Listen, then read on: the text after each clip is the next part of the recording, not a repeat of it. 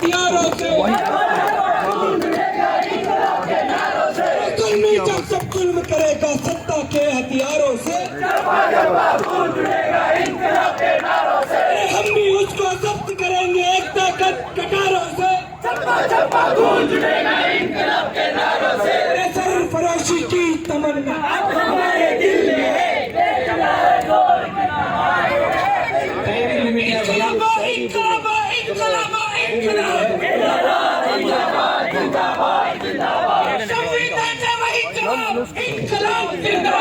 BJP को वही जवाब, आरएसएस को वही जवाब, हमारे को भी वही जवाब, हिंदुस्तान की वही जवाब। हमारा जो रहबर है इस मुल्क का, वो रहबर नहीं व्यापारी है। तो मैं मानवी जी से गुजारिश करना चाहता हूँ, स्टेज पे आए उससे उनको बुलाने के लिए इस अशार से कि तू इधर उधर की ना बात कर, है मोदी तू इधर उधर की ना बात कर, ये बता के काफिला क्यों लुटा, मुझे रहजलों से गिला नहीं, तेरी रहबरी पे सवाल है। मानी जी। सभी को जिंदाबाद साथियों, जिंदाबाद साथियों। आज इस मंच पे आप लोगों का इतना जोश देख के बहुत सुकून महसूस हो रहा है कि ये जो लड़ाई है वक्त की, ये लंबी तरह चल सकती है। क्योंकि आज सुबह की एक बात बताती हूँ मैं आपको कि किस तरह से ये जो सिस्टम है और ये गवर्नमेंट है, चाहे वो कांग्रेस की हो चाहे बीजेपी की हो, हमारे अंदर एक डर बैठाया जाता है। आज सुबह आप लोगों को, काफी लोगों को मालूम होगा दिल्ली राइट्स के केस के बारे में। हाँ, मालूम है सबको। उमर खालिद का नाम सुने हैं? मिले भी है। का नाम सुने हैं? शर्जील इमाम का? ऐसे ही बहुत और लोग हैं जो अभी तक जेल में हैं। एक बात जो इस बारे में हमें नहीं मालूम है वो मैं बताना चाहती हूँ, और मैं बताना चाहती हूँ कि वो वक्त से क्यों जुड़ी हुई है। 5 साल से वो सब जेल में है। 3 साल से कुलफिशा का जो बेल ऑर्डर है वो जज ने सुन ली है, पूरी सुनवाई कर ली है, पर 3 साल से वो ऑर्डर पास नहीं किया।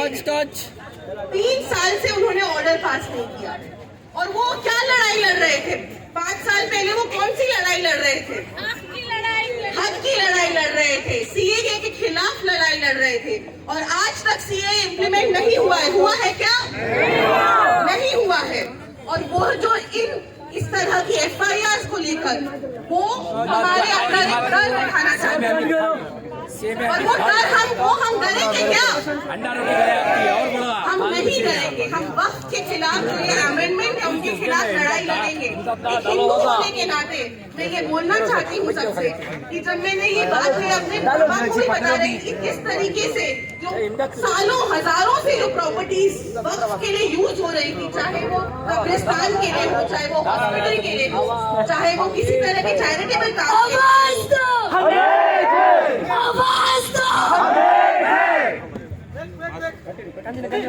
जिस तरीके से वो प्रॉपर्टी यूज की जा रही थी इतने सालों से, अब 6 महीने के अंदर, मार्च 6 महीने के अंदर वो सारे डॉक्यूमेंट अपलोड करने की जो ये डिमांड है, जो ये लॉ के अंदर हम लोगों को बोला गया है, वो पूरी तरीके से अनकॉन्स्टिट्यूशनल है।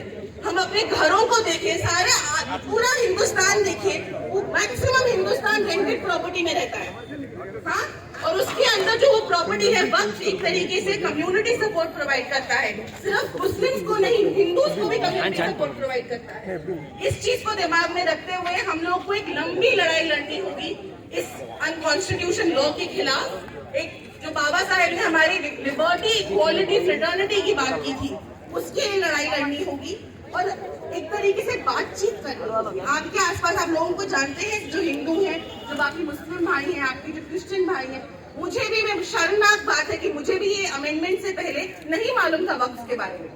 पर आज मैंने, क्योंकि हम संविधान के लोगों ने एक ट्रेनिंग प्रोग्राम किया, मैंने सीखा वक्त के बारे में और मुझे समझ आई, और इसलिए मैं आज आप लोगों के साथ और लोगों से बात करें, उनको समझाएं, उन पे चिल्लाएंगे, उनको गरियाएंगे, उनको गालियां देंगे। उस तरीके से हमारी सॉलिडारिटी नहीं बढ़ेगी, एक एकजुटता नहीं बढ़ेगी। हमें लोगों से बात करनी होगी, समझाना होगा कि वक्त का क्या मतलब है, कि वो क्या मायना रखता है आप लोगों में। और इसी बात से मैं खत्म करती हूँ। जय जय जय जय जय भीम, जय भीम, जय भीम, जय जय जय जय जय भीम, जय भीम, जय भीम।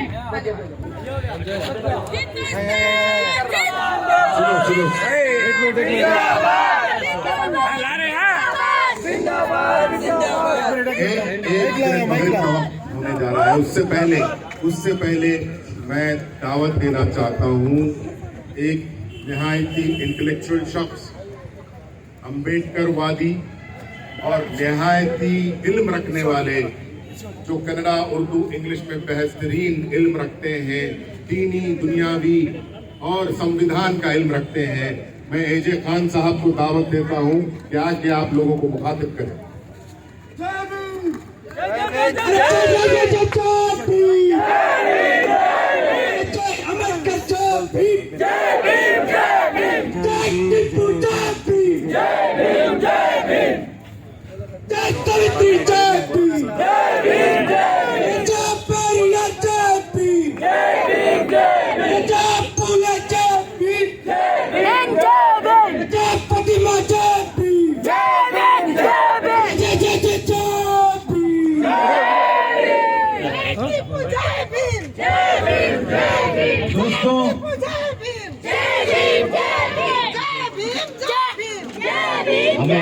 मैं बात कर लूं, इजाजत है?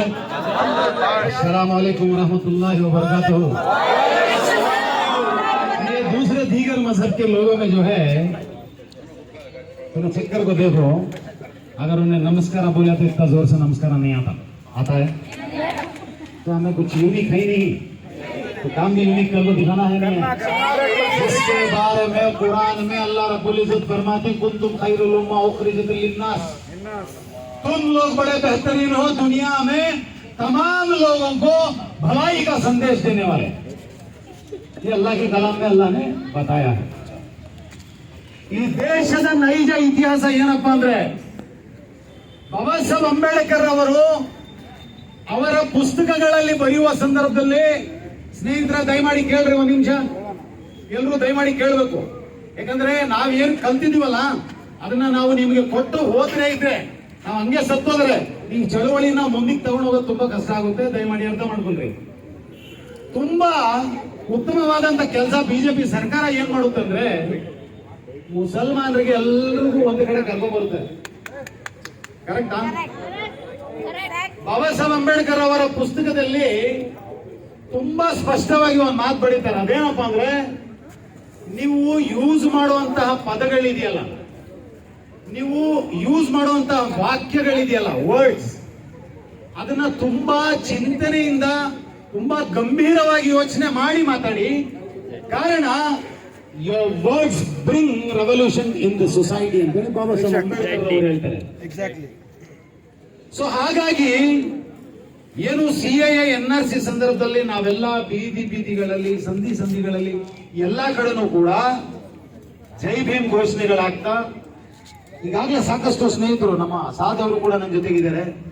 ನಾನು ಹೆಸರು ಹೇಳ್ತಾ ಹೋದ್ರೆ ಸಾಕಷ್ಟು ಜನ ಇಲ್ಲಿದ್ದಾರೆ. ನಮ್ಮ ತರ ಘೋಷಣೆ ಹಾಕೋರು ಯಾರು ಬೇರೆಯವ್ರು ಇಲ್ರಿ. ನಾ ಯಾಕೆ ಹೇಳ್ತಾ ಇದ್ದೀನಿ ಈ ಮಾತು ಅಂದ್ರೆ, ಈ ದೇಶವನ್ನ ತುಂಬಾ ಎತ್ತರಕ್ಕೆ ತಗೊಂಡೋಗ್ಬೇಕಾದ್ರೆ ನೀವು ಬೆರಳಲ್ಲಿ ಎಣಿಸ್ಕೊಂಡ್ರಿ ನಮ್ಮ ಹೆಸರುಗಳು. APJ ಅಬ್ದುಲ್ ಕಲಾಂ ಸಿಗ್ಬೋದು, ಮೊಹಮ್ಮದ್ ರಫಿ ಸಿಗ್ಬೋದು, AR ರೆಹಮಾನ್ ಸಿಗ್ಬೋದು, ಎಲ್ಲ ಒಂದ್ ಕಡೆ AJ ಖಾನ್ ಕೂಡ ಸಿಗ್ಬೋದು. ನಾನು ಏನ್ ಹೇಳಕ್ಕೆ ಬರ್ತಾ ಇದ್ದೀನಿ ಅಂದ್ರೆ, ಈ ದೇಶದ ಸಂವಿಧಾನ ಪ್ರತಿಯೊಬ್ಬರಿಗೂ ಸರಿ ಸಮಾನದ ಅವಕಾಶ ಕೊಡ್ತದೆ. ಏನು ಈ ಕಾನೂನನ್ನ ತಗೊಂಡ್ಬಂದಿರುವಂತದ್ದು, ನಾವು टेक्निकल पॉइंट में उर्दू में बोलूं, कन्नड़ा समझ में आ रही नहीं आ रही? मैं एक बड़ी बेहतरीन टेक्निकल पॉइंट ये एक्ट में कि तुम ना बता को दे दो। सुनो, इस कायदे में, इस कानून में लिखा गया है कि पसमानदा मुसलमान को जो है इसमें हिस्सा दिया जाएगा। पसमानदा का मतलब बेटा, मेरे दोस्त, पसमानदा मुसलमान का मतलब क्या है मालूम? बैकवर्ड मुस्लिम। कॉन्स्टिट्यूशन क्या बोलता है? अगर कोई कम्युनिटी में बैकवर्ड है तो उसे फॉरवर्ड लाने के लिए स्पेसिफिकली उसको रिजर्वेशन देने की जरूरत पड़ती है। कॉन्स्टिट्यूशन के हिसाब से जो बैकवर्ड है उसको रिजर्वेशन दिया जाएगा। वक्फ एक्ट में डायरेक्टली बीजेपी गवर्नमेंट कहती है कि मुसलमान कहीं पर पसमानदा है, मुसलमान कहीं पर बैकवर्ड है। जब आप क्लियरली मान रहे हो कि मुसलमान बैकवर्ड है तो जरूरी है कि आर्टिकल 16 सबसेक्शन 1 हर डिस्ट्रिक्ट में एक आपको बेहतरीन कॉलेज मुसलमानों के लिए बनाकर देनी है। देखिए अल्लामा इकबाल रहमतुल्लाह अलैह इतने बेहतरीन अशार उन्होंने सुनाए हैं, वो क्यों हमारे नौजवान तैयार हो जाए इसलिए सबसे पहली फुर्सत में उर्दू जबान को खत्म किया गया। वजह उसकी हमारा लिटरेचर खत्म हो गया उससे।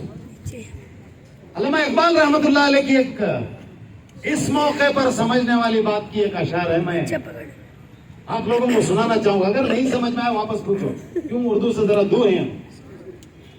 तस्कीन न मिले जिससे वो राज बदल डालो। तस्कीन माने सुकून। तस्कीन न मिले जिससे वो राज बदल डालो, जो राज न रख पाए वो हमराज। आपको समझने वाली बात, दुश्मन के इरादे को अगर है नाकाम करना, दुश्मन के इरादे को अगर है नाकाम करना, तुम खेल वही खेलो, अंदाज बदल डालो। अब अंदाज बदलने की एक छोटी बात मैं आपको कहूं, ವಕ್ಫ್ ಕಾಯ್ದೆಯಲ್ಲಿ ನೀವು ಹಿಂದುಳಿದ ಮುಸ್ಲಿಮರಿಗೆ ಅವಕಾಶ ಕೊಡಿ ಅಂತೇಳಿ ಕೇಳ್ತಾ ಇದ್ದೀರಿ.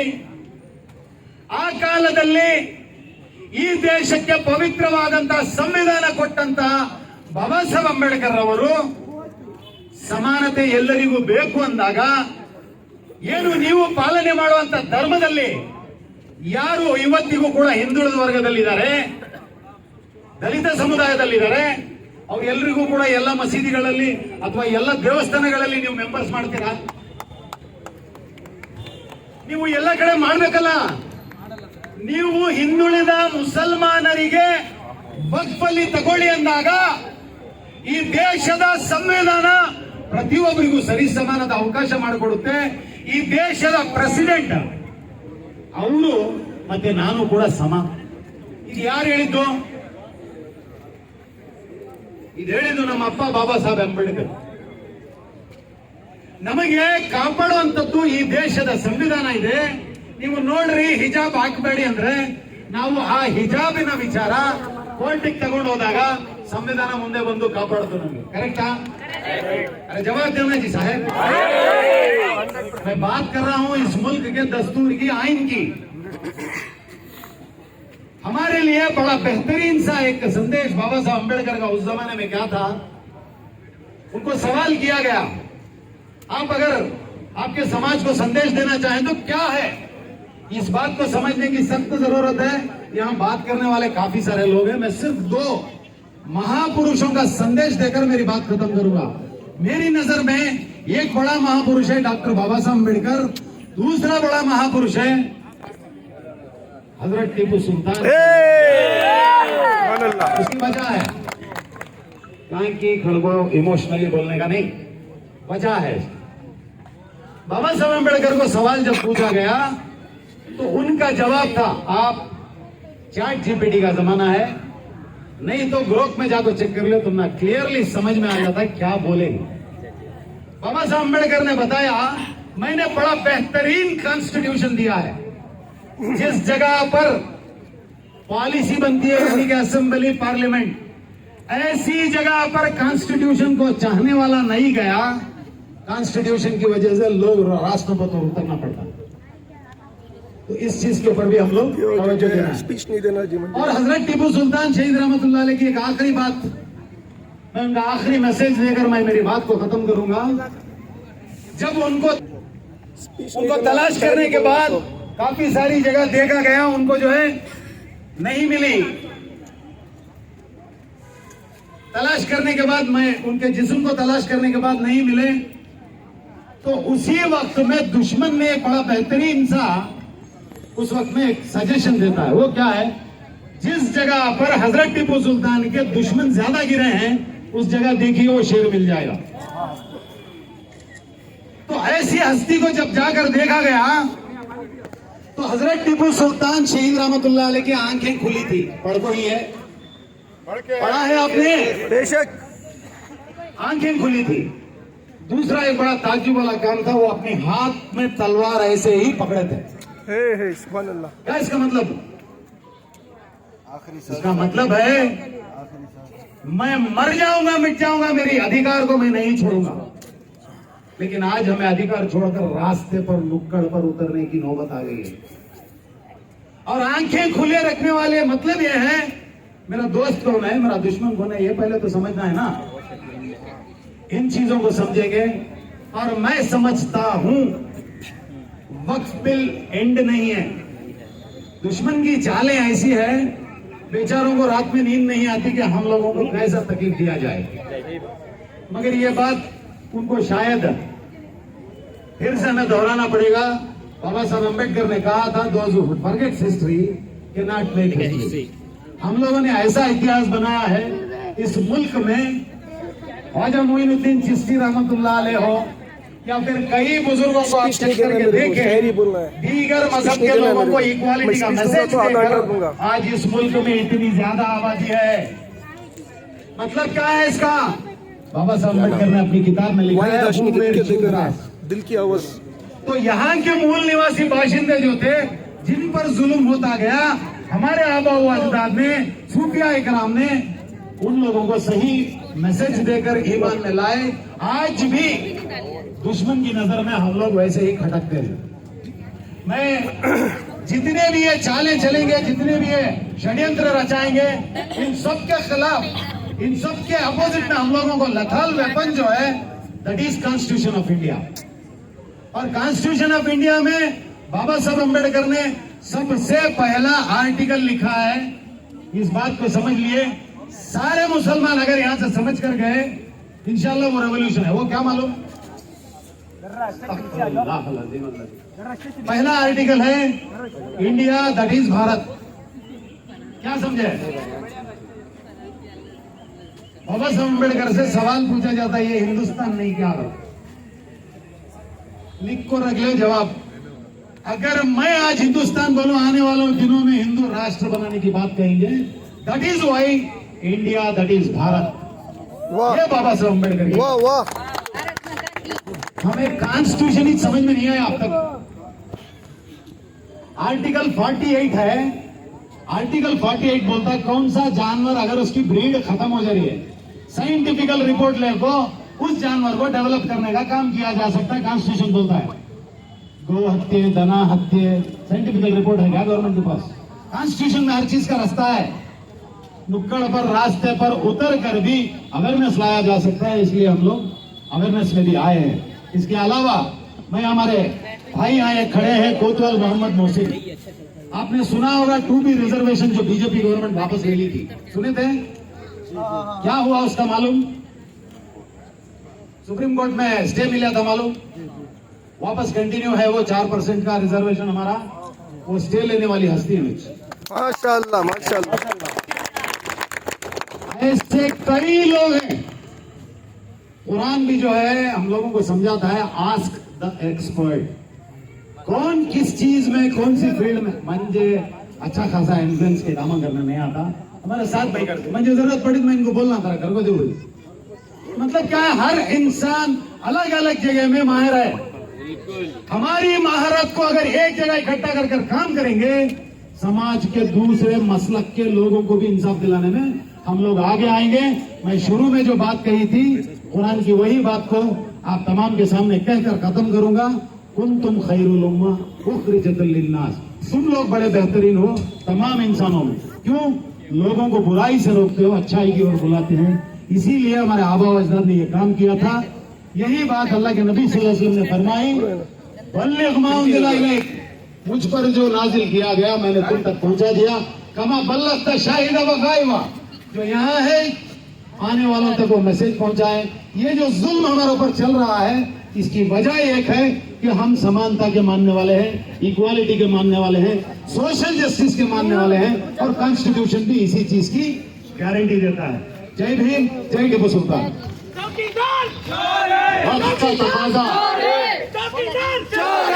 वक्त का तकाजा, वक्त कम है हमारे पास। पहले तो मैं पुलिस डिपार्टमेंट का शुक्रिया अदा करूंगा कि उन लोगों ने हमारे साथ इतना अच्छा कोऑपरेशन किया है, हमको इतने अच्छे इंतजाम किए हैं। Thank you very much department of police. अब मैं 2 और प्रोग्राम है, उसके बाद ये हम इस आज के इजलास का इख्तिताम करेंगे। मैं दावत देता हूँ हम संविधान के लोग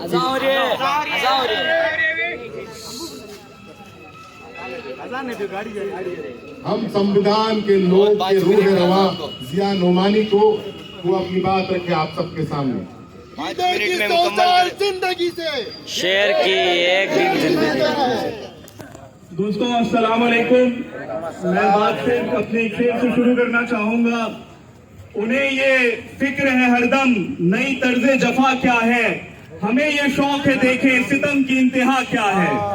दोस्तों आए दिन सरकार जो करती आई है सब लोगों ने बताया, मैं उसको रिपीट नहीं करूंगा। मैं आपका बहुत शुक्रगुजार हूँ, हम सारे यहाँ पर इकट्ठा हुए, पर हमारा काम यहाँ से चालू होना चाहिए। दोस्तों बहुत जरूरी चीज है, सुप्रीम कोर्ट में एक रिलीफ मिला 5 मई तक का। ये 5 मई तक हिंदुस्तान के कोने कोने में जाकर इस आंदोलन को एनआरसी मूवमेंट से बड़ा बनाना है। दोस्तों वो रिलीफ हमको सिर्फ लॉलीपॉप मिला है, याद रखिए एक छोटा लॉलीपॉप दिया गया है इस मूवमेंट को तोड़ने के लिए, ताकि हम अपने घरों में बैठ जाएं, घरों में ना बैठे। क्या बोला है सुप्रीम कोर्ट में? बोला नॉन मुस्लिम मेंबर वक्फ में नहीं आएगा।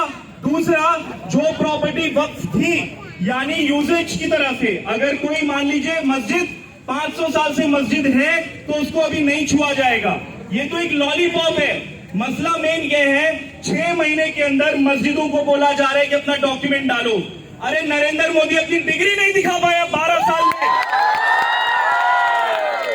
वो लोग जो अपनी डिग्री नहीं दिखा पाए वो 6 महीने में हमसे बोलते हैं डॉक्यूमेंट दिखाने के लिए मस्जिद का। ये साजिश है मेरे दोस्तों, कोई 6 महीने में डॉक्यूमेंट नहीं दिखा पाएगा। ये साजिश से बचिए। दूसरी मेरी बात को समझिए, लिमिटेशन एक्ट अभी तक है, यानी जिस आदमी ने मस्जिद या मदरसे के ऊपर कब्जा कर लिया और अगर वो 12 साल से उस पर कब्जा करके बैठा है अब वो मालिक बन जाएगा। ये सरकार ने भी हटाया नहीं है, हमें सिर्फ लॉलीपॉप दे रही है सुप्रीम कोर्ट। इसके झांसे में अभी नहीं आना है, हम उसका खैर मकदम करते हैं, उनकी कोशिश अच्छी है, पर उनको पूरा का पूरा कॉन्स्टिट्यूशनली इस बिल को हटाना पड़ेगा। साथियों फार्मर प्रोटेस्ट हुआ था, किसानों का प्रोटेस्ट हुआ था।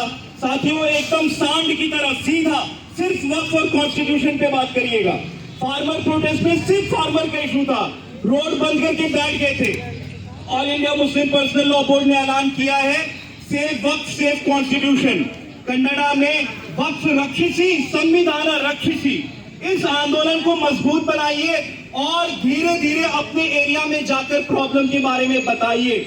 जब मस्जिदें नहीं बचेंगी, चलिए 5 वक्त नमाज नहीं पढ़ते हम, कब्रिस्तान नहीं बचेंगे तो क्या अपने घरों में कब्र बनाएंगे? हम कहां हम अपनी कब्र बनाएंगे? इस लड़ाई को आगे ले जाइए।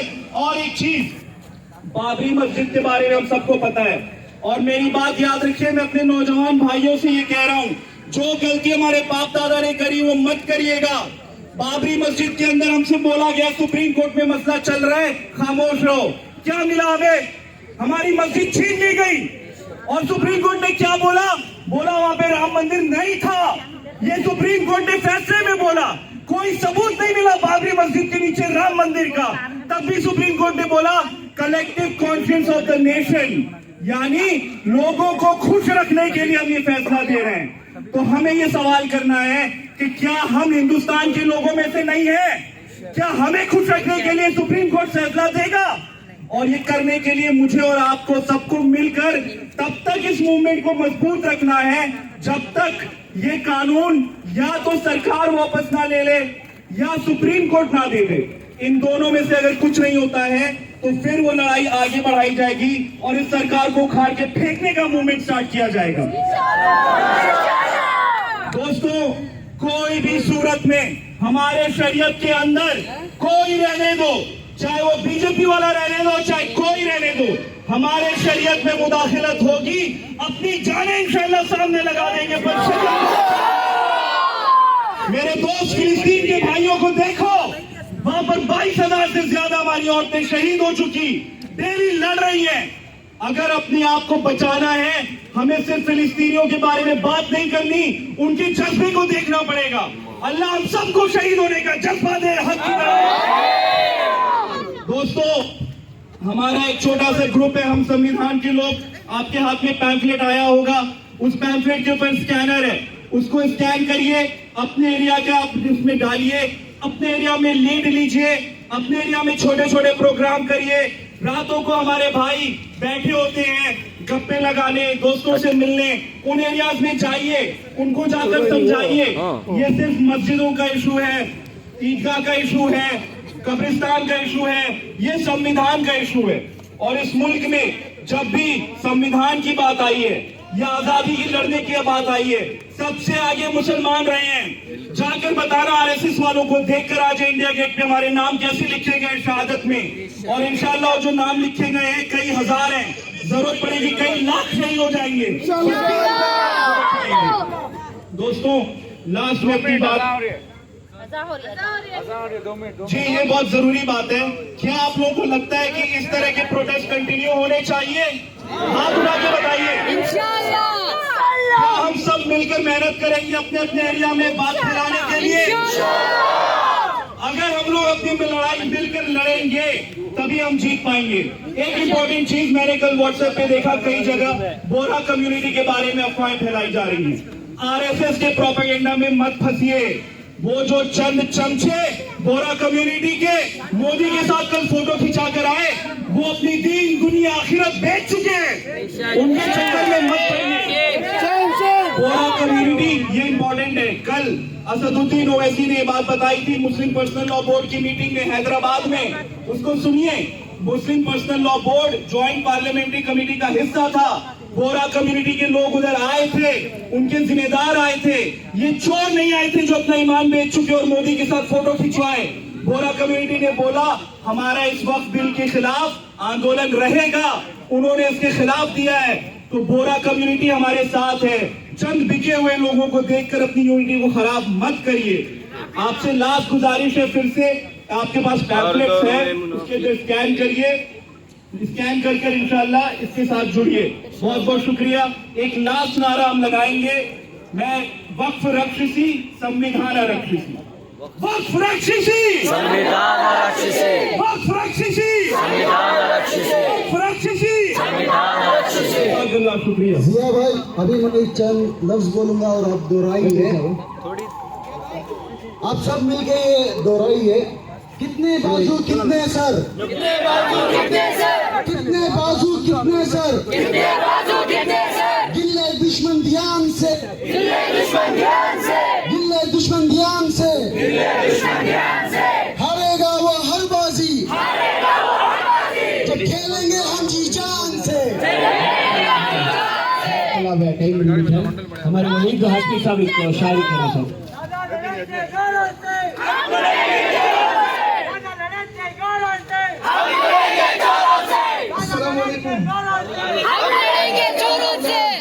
देखिए, मेरे दोस्त जानोमानी ने जो कहना था सब कुछ ले दिया, लेकिन मैं कुछ अशार करना चाहता हूँ। फानूस बनके जिसकी हिफाजत हवा करे, फानूस बनके जिसकी हिफाजत हवा करे, वो हिंदुस्तान का संविधान क्या पूछे, जिसकी हिफाजत खुदा करे, जिसे राशि हमेशा खुदा रखे। तो कहने का मतलब ये है कि जिस तरह अभी जो यहाँ पर हमारे किसान भाइयों जिसने आंदोलन किया था, उसी तरह का आंदोलन हमको करना है। सिर्फ जिया नोमानी साहब ने कहा था वक्फ अमेंडमेंट लेकर, दूसरा कुछ भी नहीं, सिर्फ उसी को लेकर। उसकी एक शेर है मेरी, जैसा कि यहाँ पर कोई जितने लोग आए हैं, कोई जानता है क्या वो कब मरने वाला है? नहीं, कोई नहीं जानता ना। तो बहुत सारे लोग ऐसे हैं, मेरे बीवी है, मेरे बच्चे हैं, मेरे माँ बाप हैं, मेरा सब कुछ है, ऐसा है बोलते बहुत सारे लोग आगे नहीं आते, ठीक है। लेकिन किसी को किसी की मौत का पता नहीं। लेकिन अभी हिंदुस्तान के संविधान को बचाने के लिए सबको आगे आना है। उसके लिए मुझे एक शेर कहना है, ऐ मौत न डराना मुझको जिंदगी का बहाना देकर, ऐ मौत मौत में डराना मुझको जिंदगी का बहाना देकर मैंने कफन बांध लिया है हिंदुस्तान के संविधान को बचाने के लिए शहीद होने का बहाना लेकर। खुदा हाफिज, अस्सलाम वालेकुम।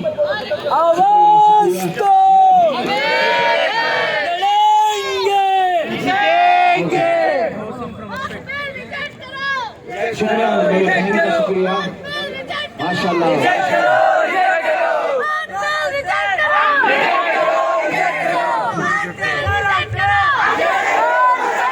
एक मिनट के लिए नारे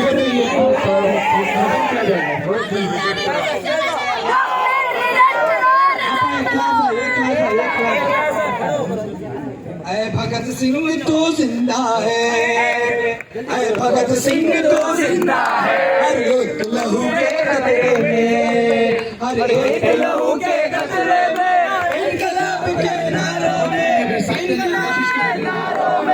इनकलाब के नारों में, तूने तो तभी बोला था ये आजादी नहीं धोखा है, आजादी नहीं धोखा है, आजादी नहीं धोखा है।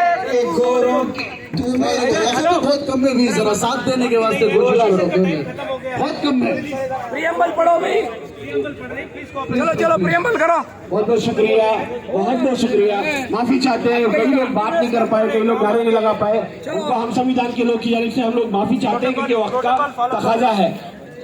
मैं बस इस आखिरी अशार से वोट ऑफ थैंक्स के लिए मैं मोहसिन साहब को, हाँ, फ्लैग्स और प्लकार्ड जो है पूरे सबमिट करो, लेफ्ट साइड में हमारे भाई स्टेज के पास सबमिट कर दें लास्ट में।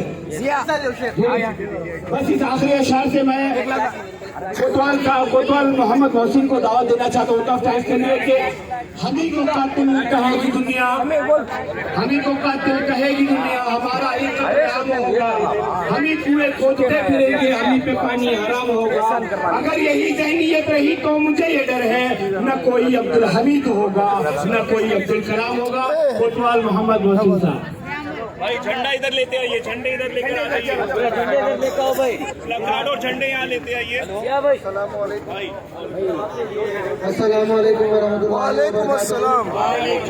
हम संविधान के लोग की जानिब से तमाम पुलिस डिपार्टमेंट को और तमाम जितने भी लोग आए हैं और तमाम वॉलंटियर जितने भी हैं, उनका तमाम का शुक्रिया अदा करता हूँ और तमाम से गुजारिश करता हूँ जितने भी फ्लैग और जितने भी एयरपोर्ट से वो लाके इज्जत से सबमिट कर दे, बा एहतराम सबमिट कर दो और आखिरी बार मैं आप तमाम लोग हैं, तमाम लोग नारा चाहते हैं, मैं एक आज़ादी का नारा लगाकर खत्म करूंगा। आप तमाम मेरी आवाज से आवाज जोड़ो। अरे हम क्या चाहे, प्यारी प्यारी दस्त प्यारी, तुम ना दोगे छीन के लेंगे, तुम लेके रहेंगे, अम्बेडकर वाली, अशोक वाली, पेरियार वाली, गांधी वाली, गांधी वाली, थोड़ा जोर से बोलो, गांधी वाली,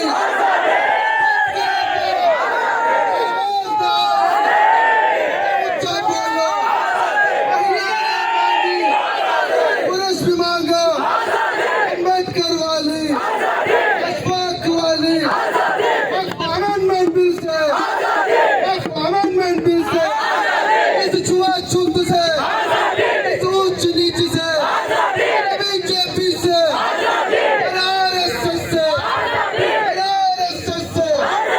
आवाज दो,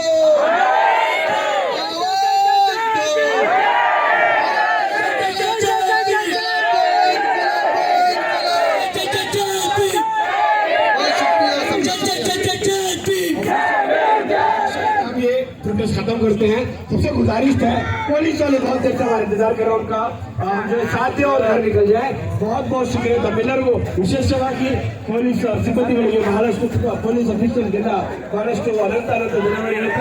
बहुत बहुत शुक्रिया जितने भी आए।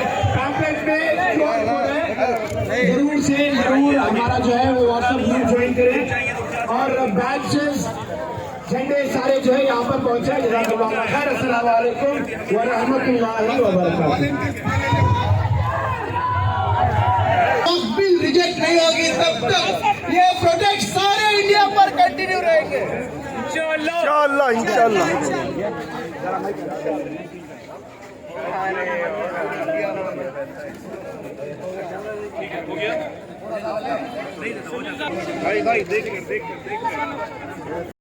जितने भी जरा क्या इधर आ जाओ इधर स्पीकर ले ले ये ले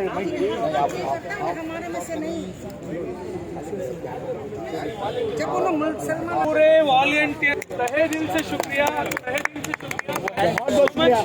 बहुत साथ दिए, हमारे बातों को सुने, बर्दाश्त करे।